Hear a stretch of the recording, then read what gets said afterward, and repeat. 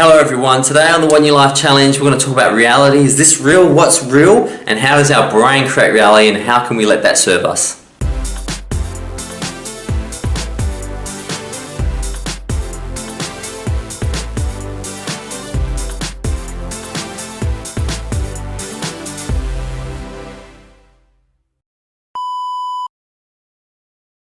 Hello everyone.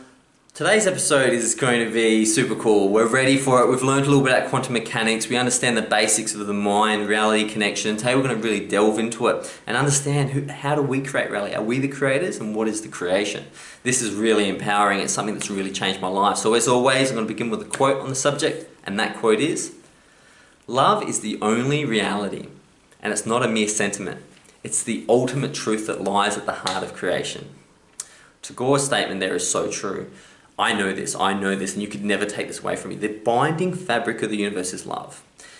If cells didn't divide through love by giving up a little bit of self, a little bit of their self for the want of love of creation, we would never grow.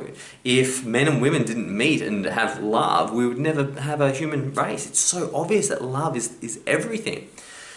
Now that we know that, and we know that we're in control, we've talked about this before, we really need to understand how this physical world interacts with our mental world. And I'm going to play a short video here to give you an understanding of those principles from physics, from science, and then we'll discuss it after this video. How is it that something as unconscious as the matter of the brain can ever give rise to something as immaterial as an experience?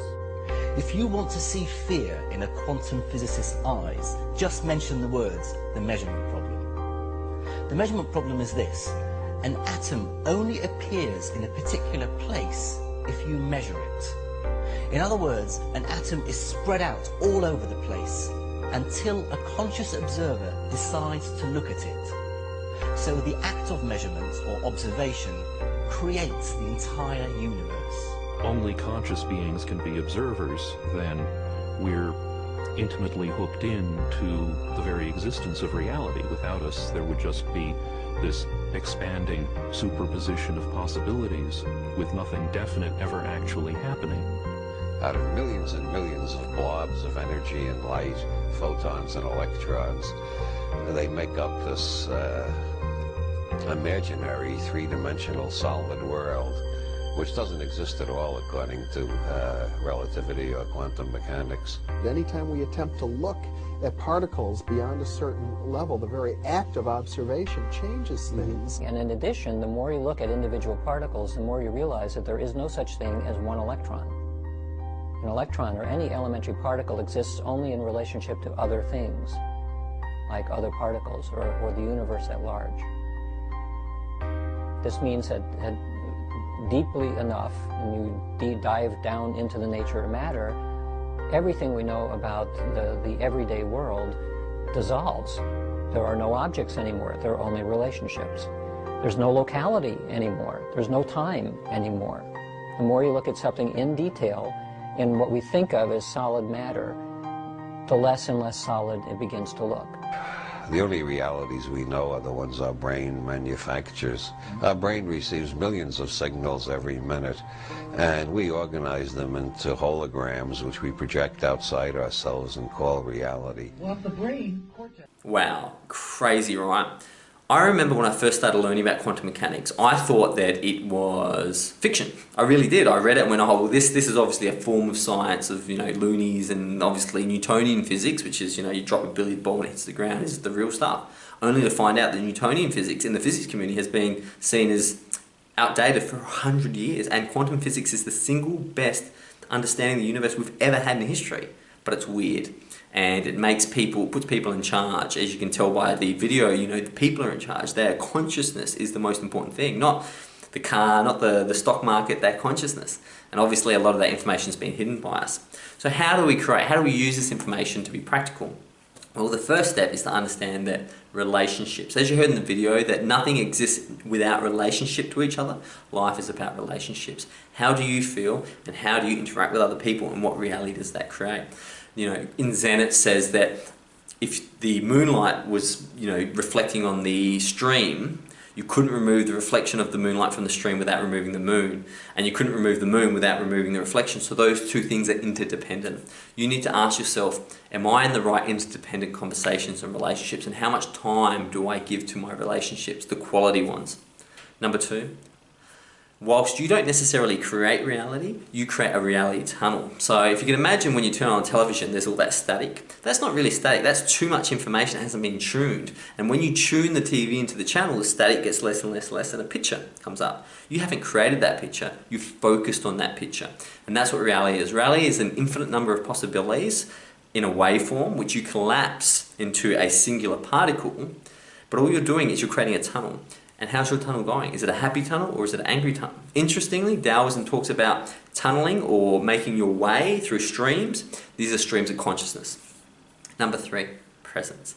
In order to create the observer effect or the measurement problem, you need to observe consciously, specifically, and with presence a situation.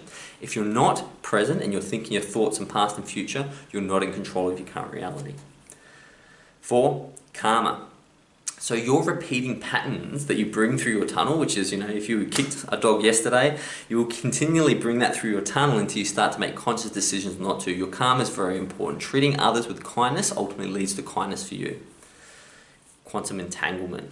Another thing about relationships, Einstein, until the day he died, really hated this fact because it was such a difficult fact to explain. But ultimately, any matter in the universe separated, that was born together, separated, when you do something to that matter, immediately, faster than the speed of light, the other piece of matter that you've spread out, it has. So if you spin this like that, this electron, that electron spins immediately, faster than the speed of light. That's just more proof that we are connected at every level. The void. This is something that we're going to discuss over and over again as we get later into the series, but ultimately, the true nature of reality is nothing. Ultimately, we have to have a beginning. And knowing that nothing is a creative process. In Western culture, we see nothing as death. We say, if there's nothing there, who wants to be there?